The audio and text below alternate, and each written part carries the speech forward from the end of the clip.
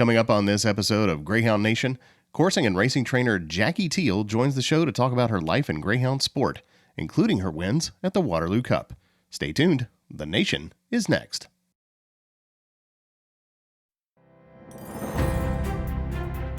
This is Greyhound Nation, episode 27, recorded January 8th, 2021. Jackie Teal, coursing and racing trainer. Greyhound Nation is a podcast for greyhound enthusiasts produced by greyhound enthusiasts. To learn more about our show and its hosts, visit our website at greyhoundnation.dog. That's greyhoundnation.dog.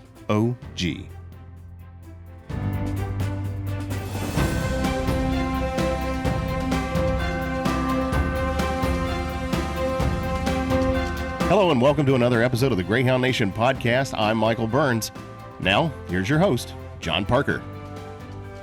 Welcome back, Greyhound lovers. We have a guest today that's spent much of her life in greyhounds, training in both coursing and racing, in Jackie Teal. Welcome, Jackie. Hi. So, Jackie, let's go back a little bit with some biographical information and tell us about where you're from and how you got started in greyhounds. Well, I'm from a little sleepy village called Malton, which is more famous for racehorses than it is for greyhounds. And I've been involved with greyhounds since I was 10. As a child, I always wanted a pony. My parents couldn't afford one, so I got involved with the greyhounds instead. And it was a bit of a hobby that got out of control. What was your first job with the greyhounds? Well, I was only 10, so I just used to help a local businessman out with his greyhounds. He used to breed quite a lot, a guy called Norman Jefferson, and he had a big feed company. And I used to just exercise them, clean them out, generally loved them, go to the track, fall asleep with them on the way back from the track as a child of 10. And so this was racing originally before coursing. Yeah. I the first time that I ever went coursing, I was a bit skeptical. Obviously, I was very young and didn't really like the thought of the coursing itself. But it was a bit of one of those things that I had to suck it and see. And once I went once, I was absolutely, totally hooked. And it was nothing like what I expected it to be. You know, I've been told that more than once by people that I've taken coursing, that it was completely different than what they thought. What were your surprises when you saw it? Well, I was surprised because I thought it would be quite a bloodthirsty going on, and it wasn't. I don't think there was a hare killed all day. And obviously, once you get more into the coursing itself, you realise that there was hardly any hares that were killed. And it was like the fittest should survive, and obviously the slipper was very selective in what he chose for the greyhounds to slip behind. So there was no like weak ones that were hopefully that were coursed. So it was you just absolutely, when the dogs were so close to you working away, you just soon got hooked to it. It was just. Yeah, it's very difficult to explain unless you're actually involved in it all, really, as you know, John. It is. It really is. I mean, the first time I went to my first coursing meeting was the Waterloo Cup in 1998, and it totally captivated me. I had my qualms as well, just as you mentioned. And once I got there and saw it, I thought, this is fantastic. Yeah, and most of the people. Another thing what I found is the people that were there. You could be absolutely anybody, and there was no class. Everybody was of the same level, whether you had money, whether you didn't have money, where everybody was just of an equal. It was just and still continues. I've still got friends from all over the country, all over the world, John, including yourself. So yes, that's still connected. As Sir Mark Prescott famously says, it doesn't matter whether you're a snob or a yob, you're going to get along well at a coursing meeting. Yeah, and that's so true. That is just so true. What was the first coursing meeting you went to? I think it was Sherburn Farmers, which is just in a village about 10 miles away from Malton. And it was the going. If I said it was something like what Newmarket was, you'll understand what I want to say. Yes. There was an abundance of hares, but it was quite flinty.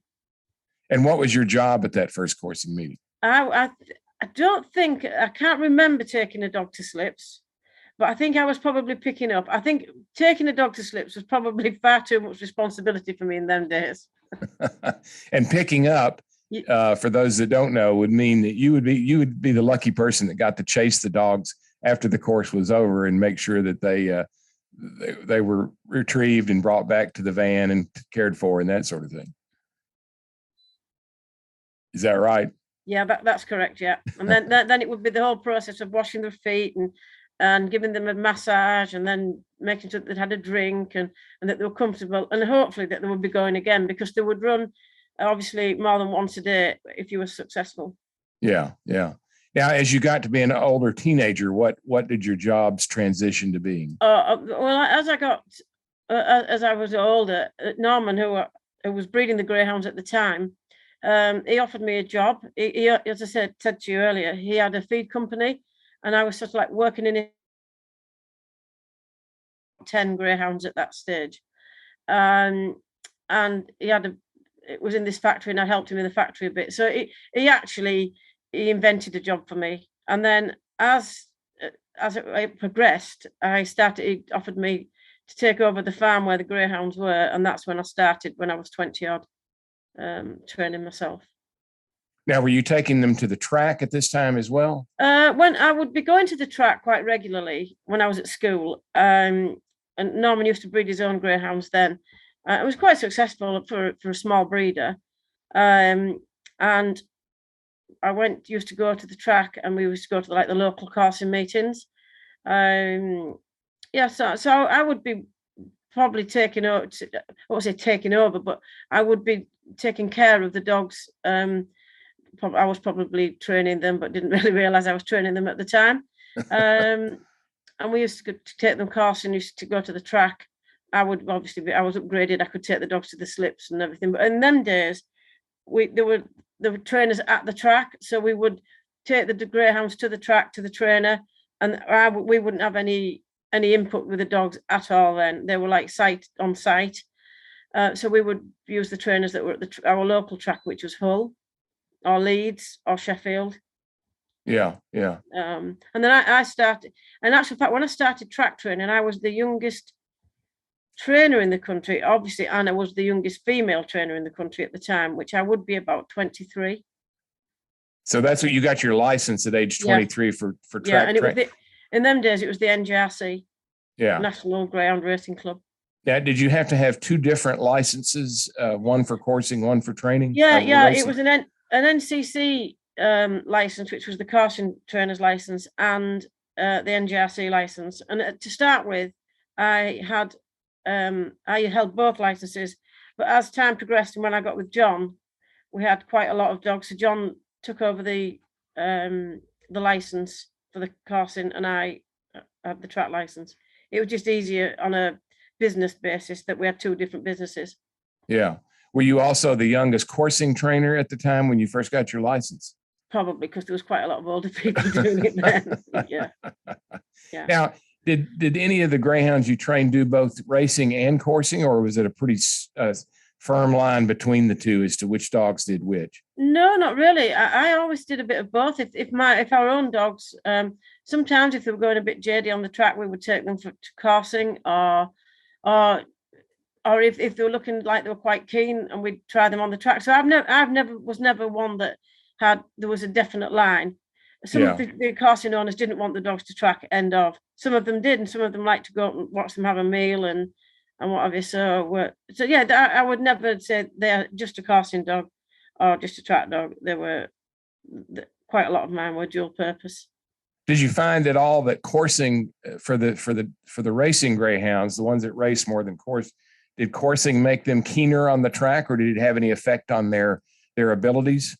I wouldn't have thought so, to be fair. I don't think it really made a lot of great difference. I don't think it made them any better if they'd been coursing, or sometimes if they were a bit jaded on the track, and if they'd been naughty, then they had to go coursing because they'd maybe been over friendly with the opponents. So they would maybe have to go coursing, and that was a bit of an outlet for them as well. And did the ones that tended to be naughty on the track, once they got to the coursing field, did they behave themselves?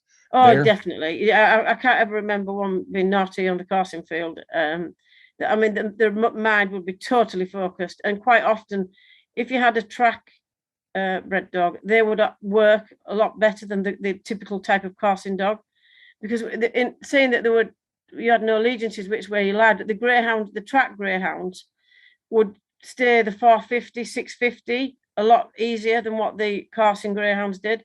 The coursing greyhounds would be more sprinters, short runners, run up to 400 meters, and then probably need an oxygen mask to get up the home straight if they were doing 400 meters. Yeah, yeah. Now, when you were the not only the youngest, but the first woman with a license, what did you find any resistance from, shall we say, as we say here in America, the good old boy network? Well, some of the older lads that were on the track were a bit, I think hostile is probably too. They weren't most welcoming to start, but once they got used to it, they were fine.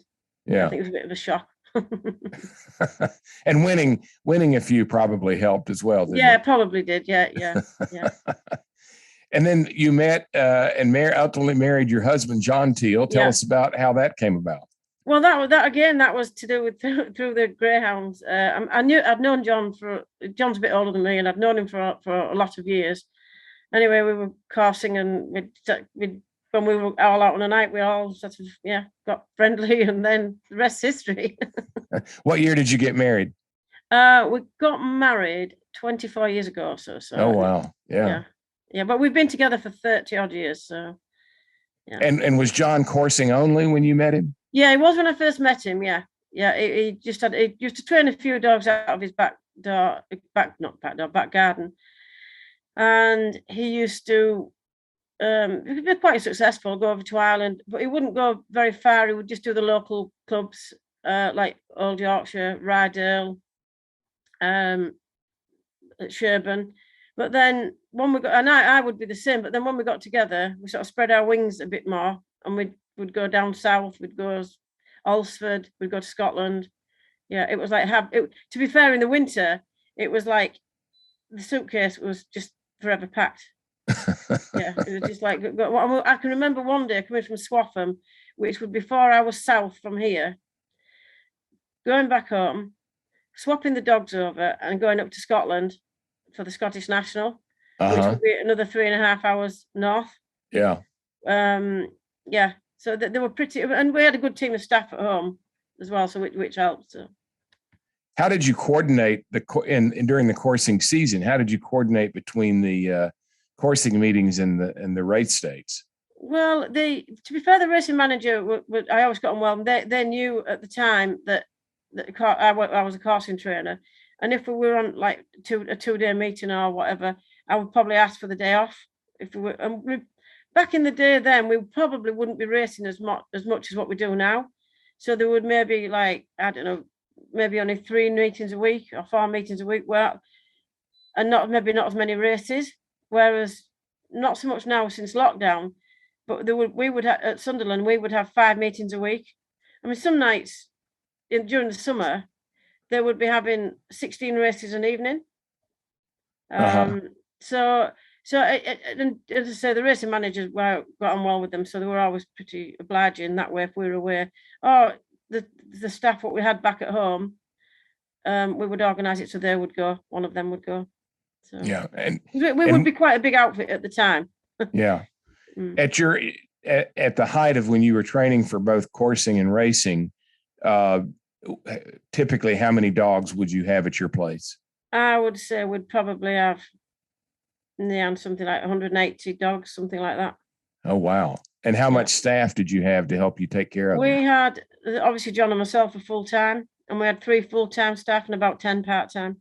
Yeah. So in England, coursing is not just a weekend activity. Coursing is during the week and weekends and every day of the week sometimes, isn't it? Yeah. And it's often, how many of the meetings were multi-day meetings? Well, you get quite a lot of them would be. The local ones would probably, like Rydale and Sherburn, there would be a 1 day probably on a weekend.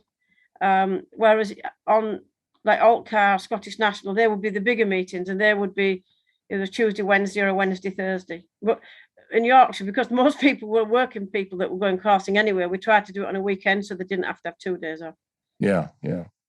Now, what about conditioning for coursing versus racing? Did you have any different regimens for the racing greyhounds versus the coursing greyhounds? Well, to be fair, the racing greyhounds run once a week, and they would keep themselves fit and maintain the fitness that way. Whereas the coursing greyhounds, we would gallop them. We'd set off when we first started, and we'd gallop them once a week, probably 2 months before the date that they were about to rate to course, and then you'd build it up to twice a week, and then 3 times, and then we would be on nearly every day galloping them, and then give them a bit of a rest before the actual time that they were coursing. Yeah. Whereas the track dogs would probably get a gallop, and then they would get a sprint trial, and then they would have a 450 trial, and then they would get themselves fit, race fit, because obviously you wouldn't want them too fit to be grading onto the track, because they'll be going in too high a grade. So you'd want them in a lower grade, so they're improving and winning races rather than winning the trials. Yeah, yeah. Did you notice that there were any personality differences between coursing and racing greyhounds? Not really. They're all lovely. And all of these greyhounds that you had, either for coursing or racing, were they all owned by other people, or did you and John own some of your own? The coursing greyhounds were nearly always owned by people. The track ground, because we're not a gambling stable, we're a gambling kennel anyway. So because we were away coursing and everything, and we get paid for running the greyhounds on the track, we took a decision quite early on that we didn't train for many owners, because we were getting paid for the appearance money for the dogs anyway, so they more or less paid for themselves. So we decided that we would own most of our own greyhounds, and then we would get a lot less hassle. Yeah. So you own most of the racing greyhounds, but you didn't own many of the coursing greyhounds. Yeah. Okay. And when the coursing greyhounds were off season, did they typically go back to live with their owners, or did they stay with you, or did you take them to the track, or what was kind of their? Again, it was different. Like Sally Merrison, she used to like to take some of hers home, but majority left them with us, and the majority of the coursing owners didn't really were interested in the track, so they just left. They'd leave it to me, really. They'd leave it to me, whatever I wanted to do. Right. Did you, in terms of the financial arrangement, is it different for coursing with owners than it is for racing owners? Well, not really, because I'm a bit of a paid and be paid person. It's a set rate, and that's the way it is, and they all cost the same to keep. So it's just a standard rate, and there was no sort of agreements from one thing or another. It's just that the rate is the rate, sort of thing. Yeah. And were you in those days when you were also doing coursing, it sounds like you were racing at more than one track? No, I wasn't. I was only, well, originally I was at Hull, which would be a closer option than Sunderland, because Sunderland's like a 200-mile round trip. Oh. And I've done it for 32 years this year. So originally, for a brief while, I was at Hull and Sunderland until the dogs, I transitioned them over. But it was just too much hassle, what with the coursing and the track and everything else. So I decided to go to Sunderland. Yeah. So now you train exclusively at Sunderland. Yeah. Okay. How many dogs do you have in training right now for Sunderland? Right now I have about 35, including I bred a litter of puppies. So I have about 35 that with the racers and the trialers. And then I'll probably have another 10 retired dogs that are seeking homes. I do quite a bit of work for the Retired Greyhound Trust, or the Greyhound Trust, as we call it nowadays. And do you find that all the greyhounds live at your facility? They don't live with their owners, and then the owners meet you at the track and bring the greyhounds with them? No, everything comes from on site. I'm like a licensed kennel, so everything is on site. I mean, like nowadays, you have to have an audit. You have to have a vet come down and check that you're all right and the dogs are in good condition. We have our stipendiary steward who does spot checks. He can rock up anytime, morning, noon, night, which is good. There's nothing to hide, so it's good good that they do that for them people that are that maybe aren't as high a standard. Yeah. Now let's talk a little bit about the Waterloo Cup. You've got a lot of experience there. What was the first year you went to the Waterloo Cup? The first year I went to the Waterloo Cup, I took a little bit called Linton, Missouri, which I don't know whether you can ever remember Linton, Missouri, but she wasn't very fast. She had a bye in the, she got beaten in her first course, and she went into the, I'll say she got beaten in the first course. It could have been the second. Anyway, she got a bye, and she was at Lydia, and she got absolutely run to death. So that was the end of her, really. But then I decided to breed her for. Well, she was like the goose that laid the golden egg for me, because she bred absolutely dogs such as Linton High Flyer, Manhattan Dry. Yeah, every dog what we put her to, she just threw really good English coursing dogs. How many litters did you have with her? I think it was 5. And she had Hunter's Guide, Kerry Model, Crafty Thriller, Son of Gus, and React Fraggle, which weren't the better ones, but the others were really all top class. Yeah. Now, when you and did you go to the Waterloo Cup and take dogs to the Waterloo Cup before you and John were married? Oh yeah. And when was your first winner? Oh, right, for a very, very long time. It was 2002, my first winner. We were knocking on the door for quite a while, and then my first winner was Petite Glory. Yeah. It was a bitch that I bought through a guy called Sonny Butler, and I actually didn't pay a lot of money for her, and a syndicate wanted to buy her, and John's forever cross with me because I sold her for exactly the same amount as what I paid for her. Didn't put any transportation or anything like that on, but to be fair, we got some really good days out of them. We had some really good parties with them when she won the Waterloo Cup. So, yeah. Now, when you and John, after you got married and you were taking dogs to the Waterloo Cup, what was typical number of dogs you would take? I think the last Waterloo Cup, I think we had 15 or 16 runners. That must have been an incredible task to take care of all those dogs. How many vehicles? How many people? What? Give us the lay of the land on that. We had a good team. We'd take one girl with us. Laura used to go with us, a girl that worked for us. I had people, when the dogs were beaten, I had vans come in to take them back home. People that would come in and go in, and we had 2 vehicles with us. And in Southport, we used to take over. There was a kennels, and they used to leave a block of kennels for us. So it was quite handy because on the night the dogs would get a good night's rest. Yeah. So yeah, so it used to be fair. In all the chaos, it did used to run pretty clockworkish. Yeah. It used to go a bit funny. How did you divide up the work between you and John? Who supervised who and who did what? Well, I was always a supervisor. And sometimes we'd have a bit of a difference of opinion, but most of the time everybody went on with what I said.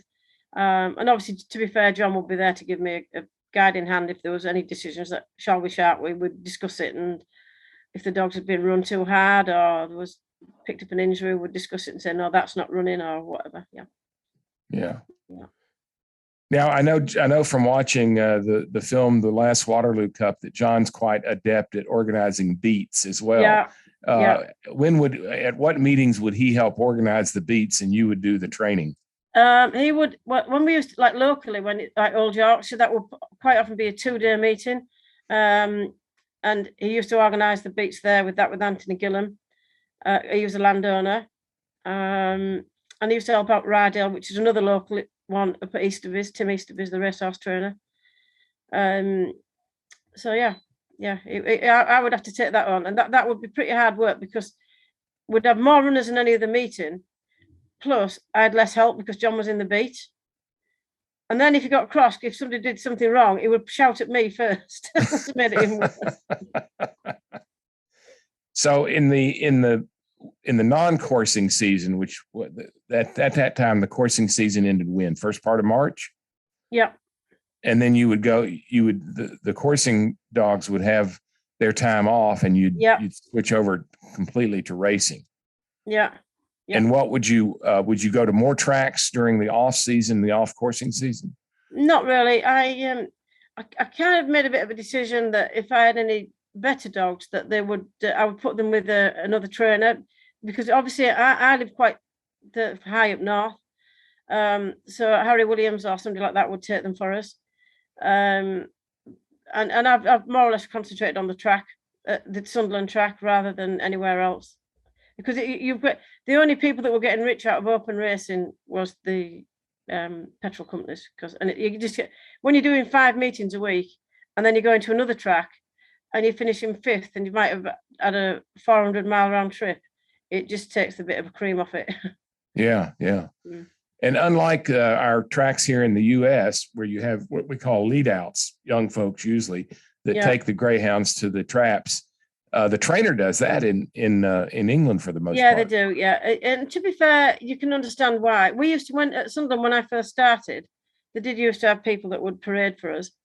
But then obviously, as everything financially, the track were paying them and one thing or another. So, and to be fair, the dogs know that the staff that you take with you. So it's better for them, especially if you get a bit of a nervous one. Yeah. So when you go to the track nowadays, who do you take with you in terms of to be staff? fair, quite a lot. I fly solo, to be fair. John goes with me occasionally, but I normally go on my own. Yeah, just by yourself. No staff members to help and so not forth. Really, no.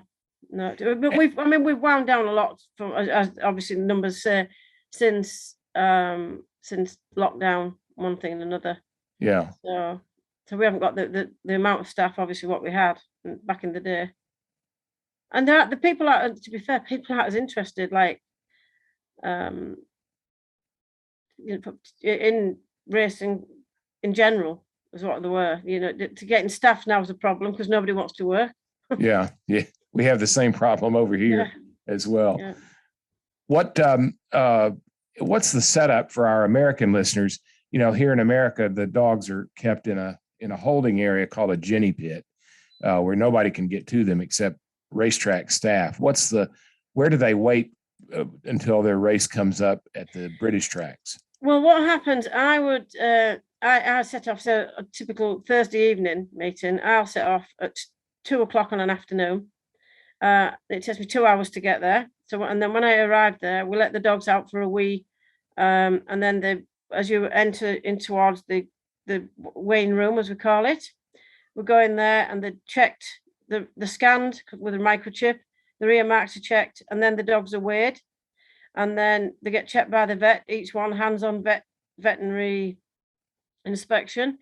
Then we go into like the kennels, and there would be smaller kennels with wire fronts, and then the paddock steward, he checks them again for the rear marks to make sure you've got the right dog. You tell him what dog you've got, he looks at his sheet, and we put it into a kennel.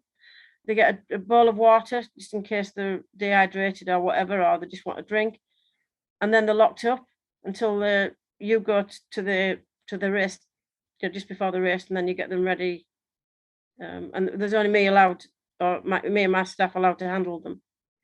All right, but you're allowed access to them during the time they're waiting to race. No, they're locked down and nobody can get. No, you've got, if there's a problem, obviously there's a vet on site. If there's a problem, the paddock steward would inform the vet, and there'd be a tannoy that come over the tannoy, or I would be probably down at the paddock anyway, and we'd get the dog out, and if there was anything wrong, there would have obviously veterinary advice on it, and it would, I don't know, it could get split its tail or anything, or if it'd been ill, or if you had any concerns, you'd just say to the vet, look, can you open the kennel up? Can we go and have a look at such and such? I've got a bit of concern, it's panting a lot. And if you get a dog that's a bad kenneler, which obviously if it's barking all the time, getting excited, panting, you can request to the racing office that it runs early on in its race. Mm-hmm. They have to be kennelled for at least 3/4 of an hour before racing. So you would say it's usually more than that, because we trial before racing. So the dog's probably kennelled an hour and a half, and then they the first race, say, we start kenneling at 12:30, say, the first race is 2:15. So obviously it's not been in the kennels as long and it's not getting stressed because obviously it knows why it's there. It wants to be out and it wants to be racing and wants to be on.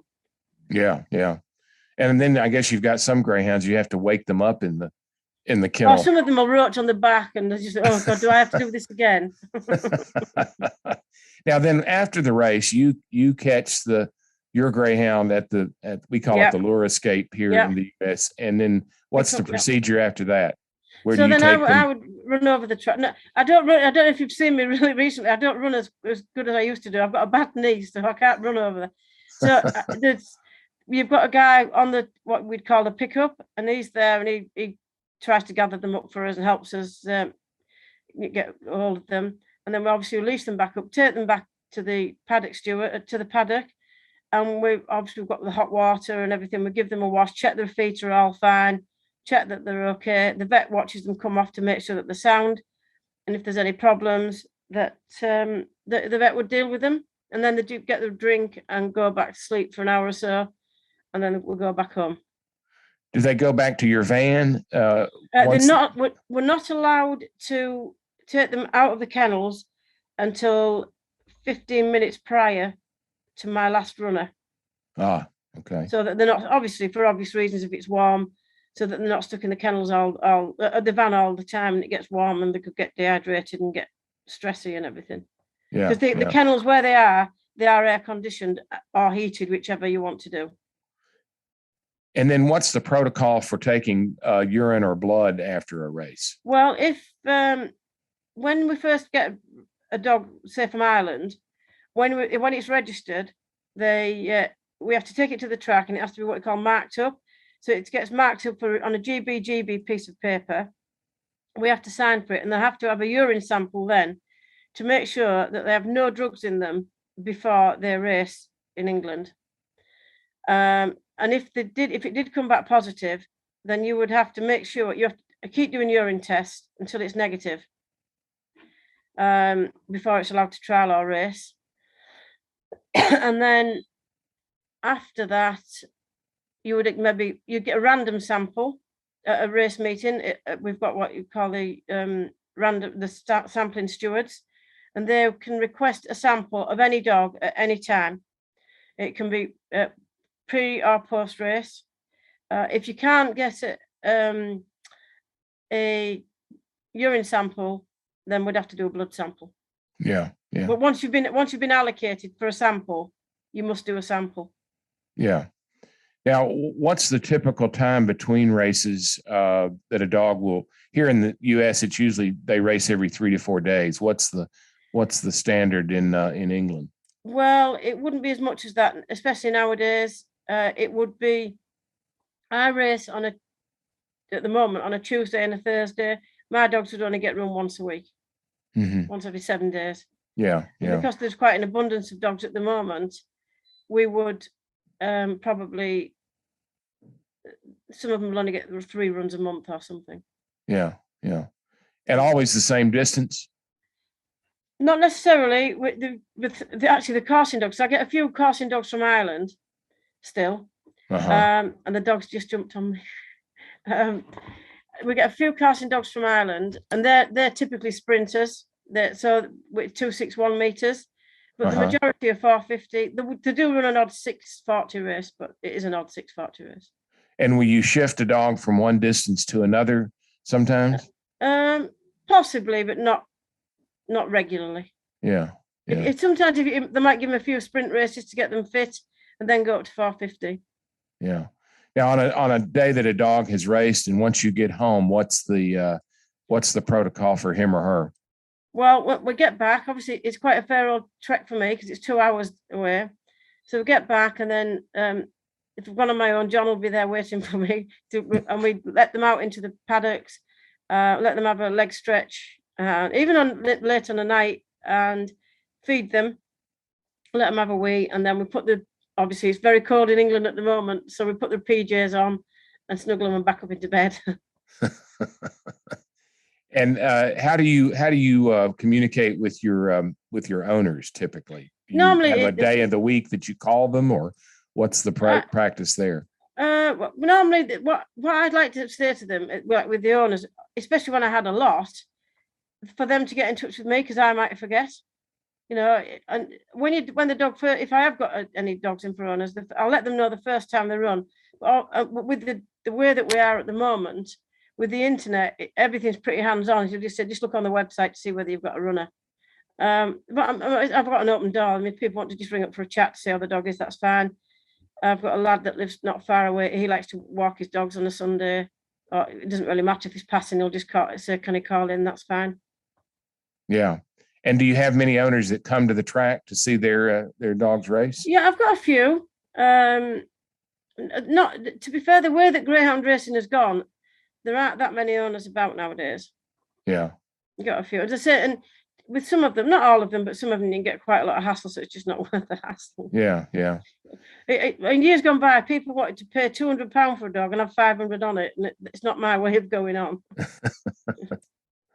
Now, what about the stakes races and the bigger races? Will you have more people of your staff, John, or the other members of your staff come to the race for the bigger races? Possibly. I have a little story there, and I bought a dog off my Irish friends, Noelle Dively, Brian Dively's wife. Uh-huh. No, it wasn't. It was his sister, Anya, and he was called Aladale Bruno. And they would send their dogs over that just aren't quite good enough for what they want them for. Well, this was a proper fairy tale, because when he came, I said to John, this little dog is a bit better than what we would normally get. He said, what do you mean? I said, well, he flew around his first trial. So anyway, he went A1 his first ever race, and he was second. And then he won his next A1. And then he won his next A1. And I contacted Harry Williams and said, did he know of anybody who wanted to buy this little dog? And he said, go on, I'll buy him. So Harry bought him. Anyway, he went on and he won, and he won, and he won, and he won. And he eventually won the Classic, the Sunderland Classic, which was worth 25,000. Which would be a big stakes. I mean, there was only at the time, there's only, I think, 3 or 4 classics in the country, and he won one of these. And so it was a proper rags to riches story. I picked him up off a coursing field when I was in Trim, bundled him back home, and this dog just went and won everything. Yeah. So he was always like one of our own dogs, because we followed him everywhere where he went. Yeah. So yeah, and he won quite a lot of open races. What year would this have been? Oh, that was quite recent. That would be about 4 years ago. And where is he now? Unfortunately, he broke his leg and he had to be put to sleep. Oh, that's too bad. Yeah, broke his leg quite bad. So, yeah, we're all absolutely devastated. Yeah. Yeah. Now, what about coursing in Ireland? You do a little of that, don't you? Well, I had been doing up until the dreaded COVID. Yeah. But now it's all sort of died a death, and they have their own internal problems over there with COVID, with the antis. Yeah, so I haven't been. I was over there in November. I went to. It was a Galway and Oranmore meeting, but it was at Glyn. Because as I said, the Divleys are our friends, so we went to support them. Liz Hall went with me. So yeah, we had a really nice time there. And do you tend to take your own dogs to Irish coursing meets, or do you tend to take other people? I haven't been competing for about 3 years over there or 2 years since COVID. Mm-hmm. So I just we just went for just to support them. So up until COVID, yes, we were going over quite regularly. Yeah. But then since COVID, we've not. Now I know Aaron Atmore organized some associations for British bred and British owners and British bred greyhounds. Is that still happening? Well, no. Again, obviously, Aaron and I did a lot of traveling together, because we would try to put all the dogs in one van, and so that's sort of, as I said, the COVID killed that off really. Oh no, it was the hare. It was the hare's got the virus, so that stopped it to start with, and then the COVID. So it's quite a while since we've been. So do you think there'll be one this season, or do you think it'll have to wait a year? There won't be one this season. There definitely won't be one this season, because in Ireland, they're virtually locked down again. Yeah, yeah. I mean, you're talking about Clonmel might even be be behind closed doors. They honestly don't know yet, because the restrictions here and there, they change every day. You don't know what's happening. Yeah. Well, let's go over to the Waterloo Cup a little bit. I know that's that you have a lot of fond memories of that. How many winners did you and John train over the years? We had two. Which was, you won't want to hear this, John, Shashi, when he yes. It was Petite Glory and Shashi that were our winners. And Petite Glory was 2002. Yeah, and he was 2005. How did you come to train her? Well, as I say, I bought her from a guy I knew in Ireland. We'd had some litter mates, from previous litter mates out of the bitch, and he rang me up and said, look, I've got this bitch for sale. So I bought her. She won a 16 bitch stake, and then she went straight to the Waterloo Cup and won the Waterloo Cup. That had to be a big day. It was a big day. What's the feeling like? It was indescribable. It was absolutely the elation, and it's like, but there was also a sadness, because it was sort of like, well, things can't get better than this. It was just, it was a bit bizarre. It was a really, really funny feeling. It was a wonderful feeling. And then, as I said, it was a brilliant crowd, because they really, really knew how to party. So we partied that night. We partied the next day, and we had lots of parties afterwards. Now, did you breed her Petite Glory? We did. We had one litter out of her. Unfortunately, she wasn't a great dam. She had one decent dog called Bermuda Rebel. He wasn't a bad dog, but it wasn't nothing like what she was. Yeah. And did that give you, once you won with her, did that give you the fever to try to do it again? Oh, you never lose that fever. Never lose that fever that you want to do it again. It was, you never lost it. And it was like, it wasn't one of them things that you'd won and you thought, right, I've done it now, I've finished. No, you just want to go and do it again and again and again. Yeah. Now, at what point in the coursing season were you able to identify the greyhounds you had that you might kind of point toward a Waterloo Cup nomination? Well, you'd have some indication on what we would buy dogs during the summer that would maybe run up for a trial I'd run up for a trial stake, or from Ireland, or my friend, the Devil is again. She would say that this would be a decent sort of dog for you. So even like as going on the season, November time, she said this would be a dog for you. So we'd hopefully get them over, see if you could win a stake with them. We were fortunate enough that we had quite a lot of owners that had nominations. So we never had to, what you'd like, qualify for them. We had a really good rapport that if I thought it was good enough, we wouldn't necessarily have to, we'd like to win a stake, but it wasn't the be all and end all, because you would have I know it was a controversial way that they did it, but they had the back thing that you could have your nomination without running your dog to death. Yeah. And you made a point, you and John made a point of having runners at the Waterloo Cup pretty much every year, right? Yeah. And was you mentioned the 15 number, was that a typical number, or was that an extra large entry that you had? Well, we would have quite a lot. We'd have 12, 10, 12, 13, 14, 15, something like that. Yeah. And when would you start your preparations for, packing up and getting all your food ready? You would be getting a week or two before. I would be unbearable to live with, may I add. We'd call it like Waterloo Cup fever. I would probably lose about a stone, which I could do to lose now, actually. But there'd be no talking to me or anything, because you'd look at a dog and something would go wrong with it. And So I was probably pretty unbearable to live with for quite a while. And did most of your owners that you had Waterloo Cup runners, would most of them attend the Cup? Oh, definitely, yeah, definitely. And what was your rule for whether they could come over at the van and visit with the dog and that sort of thing? To be fair, they would more or less leave me to get on with it. And if an owner came over, I mean, some of the owners would be a bit younger and pretty hands-on and would want to take the dogs to slips and things like that. Some of them would come after the dogs had run just to see that they were all right. Some wouldn't bother coming, just leave me and talk to me in the evening. Normally they would come over if we had a break or something like that, and just to see that the dog's all right or not all right, or I would maybe have to, if there was something wrong with it, I'd have to run over and tell the owner before it got out and everybody knew about it or whatever. So yeah. What about it? Did you ever bet on your own dogs at the Waterloo Cup? Do you know, I just don't bet. I don't bet at all. I have no interest in gambling whatsoever. No, John would maybe just have a flutter. He wouldn't bet on the Waterloo Cup necessarily. If we went to horse racing, he would maybe have a bet, a tenner. Yeah. But not really, no. Well, that's interesting because I if I go to the track, I may have a bet on a dog just to have somebody to cheer for. But I'm kind of the same way. It doesn't hold a lot of interest for me, and I just like to watch the dogs run. Yeah, I would probably on the track. I would be the worst tipster ever. Because you'd say, well, bet on my dog. It'll win. Yeah. You want to win every time, so you don't like to oppose your own. Yeah, and I don't take a lot of notice of anybody else's. So. Now, what was your evening when you were at the Waterloo Cup with dogs? What was your evening routine?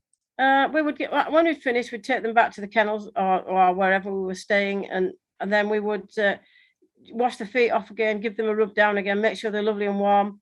Maybe give them a bath if we were into a final or something, and a good old rub down.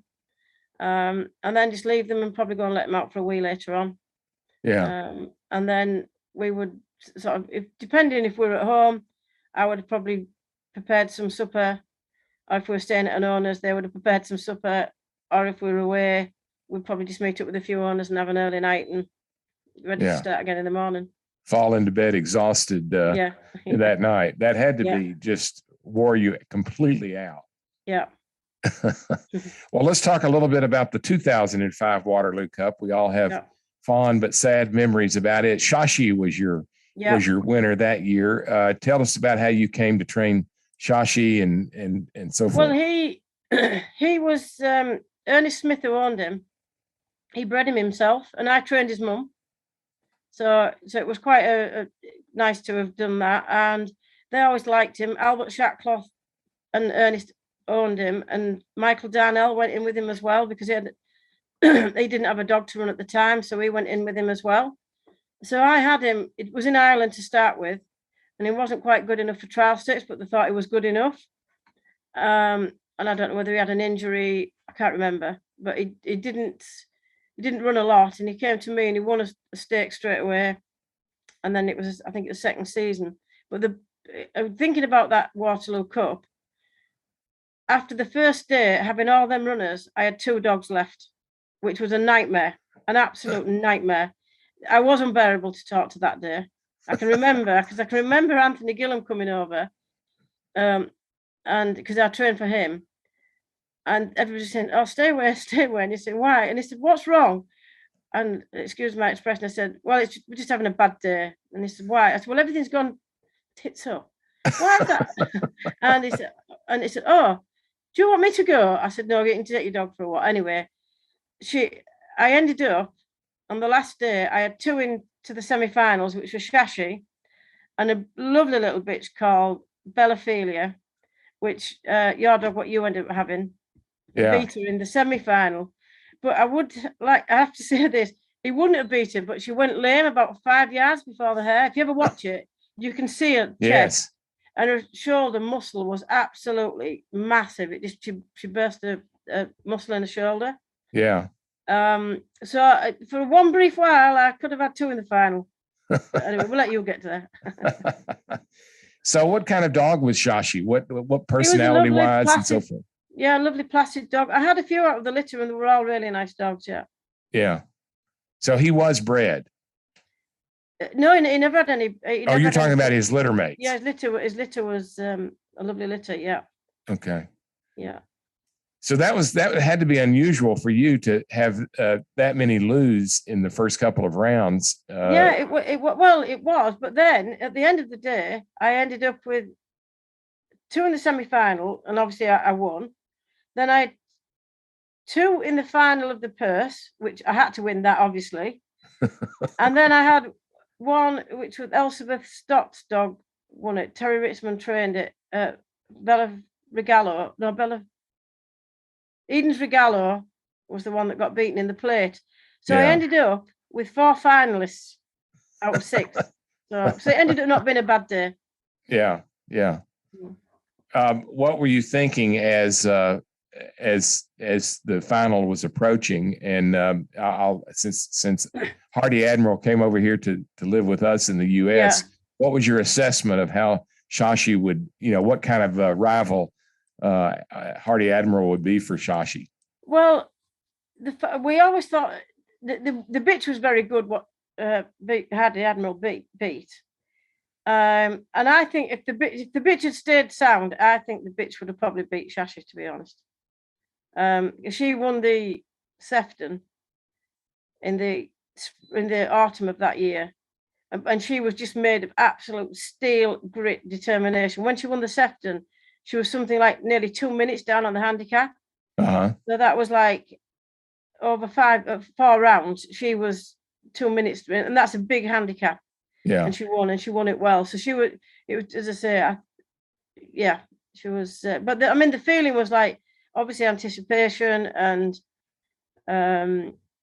everything that went with it, and it was really it was a bittersweet, because obviously I knew it was probably going to be the last time that I ever put a dog up a field. It was definitely going to be the last time that I ever put a dog up the Withens. Yeah. So it was a bit sad. It was happy, sad, and I was fortunate enough that I was the one that was allowed to be happy, sad. There was a lot of people that were just sad. Yeah. And was Shashi ready? Was he plenty fresh, or was he down on time? He was really fresh. Yeah, he was really fresh. Yeah, it was good. He definitely led Admiral in the run up for sure. Yeah. And then it was one turn and he picked up, didn't he? Yeah. So what was the feeling when Judge Bob Burden raised the flag for Shashi?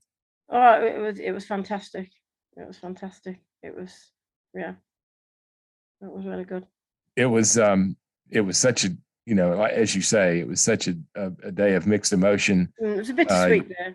You knew that you had won, but it was probably the last one. There was still some hope that the hunting act might be overturned, but we all knew, especially the way the world has gone now.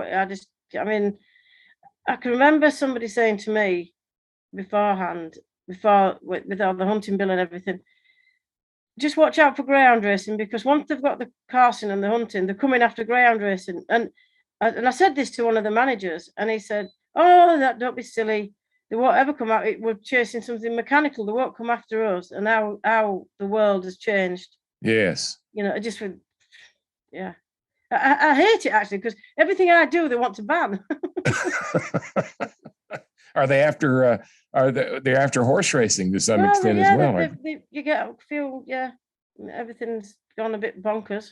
Yeah. What look into your crystal ball for us and tell us what you think. What about greyhound racing in Britain? Is it going to do well? Is it going to continue on? Well, I think it will continue on. I think there'll be less track. I don't know how many track. I think I saw with the 16 tracks. I think at the moment, I think it'll probably get. They'll keep chipping away. And the welfare standards are fantastic nowadays.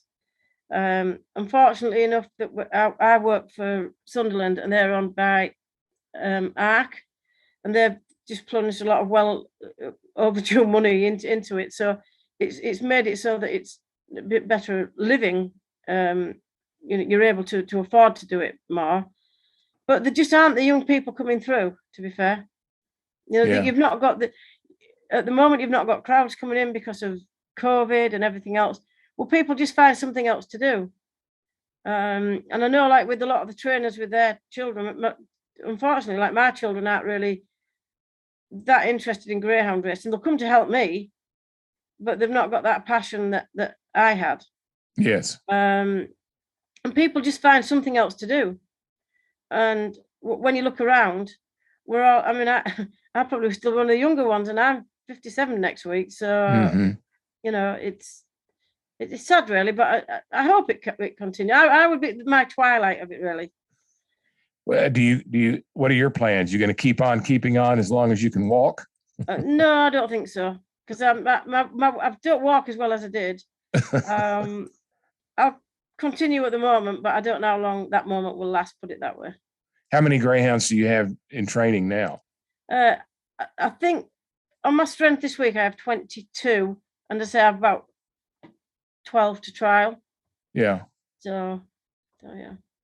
And do you, what about some of your personal greyhounds? Have you kept those on as pets or breeding stock, or do you place them I in did. homes? I had a bred off a bit. It's Bruno's sister, actually, last year, and then pups are just about to run. But I've rehomed her, and I just feel that nowadays there's so many people want it, which the tide has changed. So many people want retired greyhounds now. I just think, well, I'll let them go and sit on somebody's sofa. Yeah, It's a nicer option for them. yeah. You mentioned your work with the Greyhound Trust. Tell us a little bit about that. Well, nowadays, is it getting a bit dark in here because the light is going? No, looks fine. The Greyhound Trust. What now? When we register a greyhound, we have to pay £200 bond. And then at the end of its career, the dogs are neutered and they go into the retired Greyhound Trust or whatever, a charity, and they get another £200. So that sort of pays for its neutering and its kenneling for a little while. So there's a non-put to sleep policy with all greyhound racing now. I think it's all greyhound racing now. So any dog that's injured automatically goes to a centre, a vet place that it can be repaired, mended by hook or by crook. So, and typically, do the greyhounds that are going to be retiring from your kennel, do they live with you until they're rehomed, or do they go to a kind of a halfway place where they're foster? Well, no, because I do quite a bit of work for them, they normally stay with me, or I do work with a lady called Alison Waggett from Durham. So yeah, we normally work quite well together. So they would, if we had something that would say be cat friendly or dog friendly or vice versa, Alice and I would work together. And another lady, Karen Fraser, she runs the North Yorkshire branch. So. And who screens the adopters? Do you do that, or does somebody with the Greyhound Trust do that? How does that work? It all depends on location, because Yorkshire's quite a big place anyway. And if it's local to Malton, a lot of it's done on Zoom nowadays or WhatsApp. So you can make sure that the kennels are, not the kennels, the garden is secure and that it looks okay in the house. And then they do follow-ups and what have you. And do you hear often from the adopters as the dog? Yeah. They keep in touch quite often. What's the rule right now? Can they bring their dogs to the track for visits and so forth to watch the races? No, that. The only dogs that are allowed at the track are the ones that are racing. Yeah. Obviously, and do you go to any Greyhound Trust events where they have like reunions of the greyhounds? No, they do. I don't actually go to them because my life is so manic. I don't actually go to them, but they do run them locally. Yeah. Well, so Jackie, what's next for you? You say you're gonna keep on for a while. I've not at the minute. I've no immediate plans to do anything else. But as I say, I'm getting a bit older, and we'll have to just see how things go. What about breeding? What's your breeding activity? I'm not a big breeder. As I said, the brood bitch that I had, I rehomed her, and it was during COVID. I must have had a rush of blood to the head because it's a lot of hard work is breeding. I know Kim's got some pups at the moment. Yeah. Very good. Well, Jackie, it's been a great conversation. We appreciate you spending part of your day with us, and give our best to everybody in your family. And good luck with your daughter's riding in her first point-to-point horse race tomorrow. So touch wood and good luck. Come home safe. Thank you very much, John. Thank you very much. Right, bye. Listeners, we'll be back with the next episode. Please join us on Greyhound Nation, and we'll see you next time. Thanks so much for listening to the show. If you're not a regular listener, be sure to follow Greyhound Nation wherever you get your podcasts. We're also on social media, Facebook, Twitter, and Instagram. Just search for Grey Nation Show, follow us, and you'll get notifications every time we release a new episode. You can also get new show notifications when you subscribe to our brand new YouTube channel. If you like the episode, leave us a review on our Facebook page or your favorite podcast app. You can also send us feedback or questions via the contact form on our website at greyhoundnation.dog. That's greyhoundnation.dog. This episode was produced in collaboration with host John Parker. Our theme music was composed and performed by Dimitri Taras. thanks to Jackie Teal for her guest appearance on today's show. I'm Michael Burns, and you've been listening to Greyhound Nation.